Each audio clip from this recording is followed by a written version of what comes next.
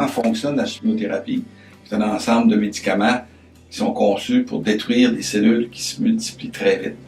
Parce que dans le fond, une des caractéristiques des cellules cancéreuses sont des cellules qui, pour toutes sortes de raisons qu'on n'a pas encore tout à fait élucidées, se multiplient très vite. Puis nos mécanismes de contrôle, on a perdu le contrôle sur ces cellules-là. Donc, si on les laisse faire, elles deviennent de plus en plus nombreuses, de plus en plus grosses, puis ils prennent la place des bonnes cellules. Donc les médicaments à la chimiothérapie sont faits pour détruire ce type de ces cellules-là qui se multiplient très vite.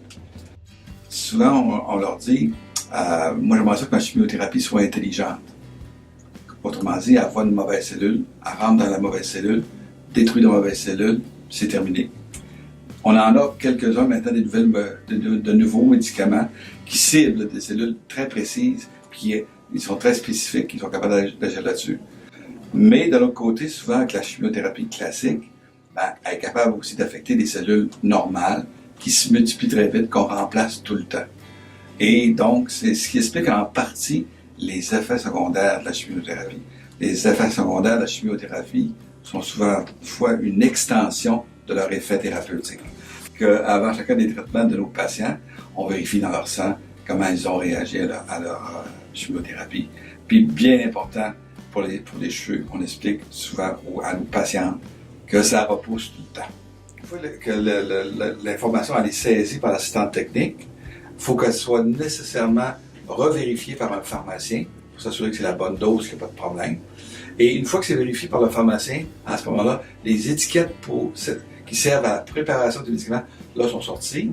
Et puis après ça, on a notre fameuse FADM, la feuille d'administration des médicaments, qui est générée pour le personnel infirmier en haut.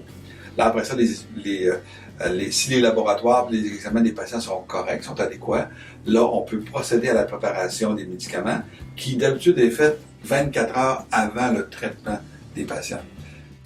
Une fois que c'est préparé, pour chacun des patients, il y a un cabaret de transport scellé pour protéger, puis tout ça, pour chacun des patients.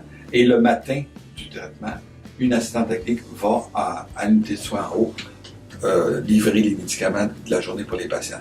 Donc, ça fait un peu le circuit, là. Et nous, les pharmaciens, à chaque lundi, il y a la clinique d'oncologie avec les médecins, les infirmières, on rencontre chacun des patients de la semaine. Et lors des traitements, on va voir les patients aussi pour savoir comment ils ont réagi au traitement, s'il faut ajuster des fois nos doses de médicaments selon la fonction rénale ou s'il y avait un problème. Et surtout, s'il y a des problèmes avec les nausées, les diarrhées, les douleurs, là, on peut conjointement avec le personnel médical ajuster la thérapie, là, surtout pour les antinauséeux.